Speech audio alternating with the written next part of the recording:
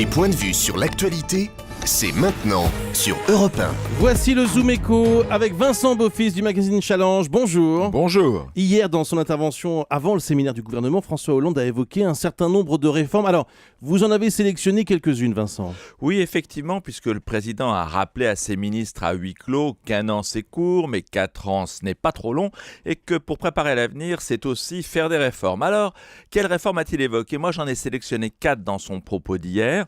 La réforme de l'État, bien sûr, celle de la formation professionnelle concentrée sur les chômeurs, celle de l'encadrement des élèves du primaire et celle des retraites, puisque François Hollande a lui-même reconnu qu'un déficit de 20 milliards en 2020 était inacceptable. Pourquoi vous êtes-vous limité à ces 4-là ? Écoutez, parce que par le plus grand des hasards, Challenge publie aujourd'hui un manifeste des économistes où 10 d'entre eux, parmi les plus éminents et même parfois parmi les plus proches de François Hollande, comme Philippe Aghion qui a été coordinateur de son programme économique, eh bien ces 10 économistes exhortent le président à lancer 10 réformes pour la croissance. Et les 4 réformes que j'évoquais se retrouvent sur les 2 listes. Oui, ça veut dire qu'il y en a au moins 6 dont Hollande ne veut pas entendre parler. Oui, vous avez raison, Bruce, notamment la première, défendue par Aghion lui-même, parce que le professeur de Harvard estime ainsi qu'il faut réduire les impôts sur les revenus du capital et les plafonner à 26% comme en Suède, sinon les capitaux fuient.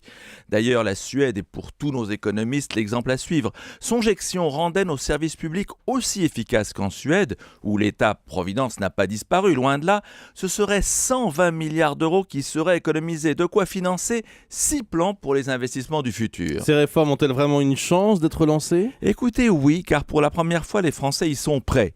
Les 3/4 des réformes qui sont proposées dans ce manifeste sont plébiscitées, selon un sondage BVA Challenge, y compris l'allongement à 44 ans de la durée de cotisation pour prendre sa retraite. Je rappelle que c'est 41 années 25 aujourd'hui. Une solution à la crise pour 61% des Français. À peine croyable. Le chiffre du jour, 95%. Eh bien, c'est le taux d'occupation des TGV pour le pont, enfin plutôt le viaduc qui commence aujourd'hui. De quoi regonfler les statistiques palottes de la SNCF qui s'est plutôt en retrait sur la grande vitesse au premier trimestre. Merci Vincent Beaufils.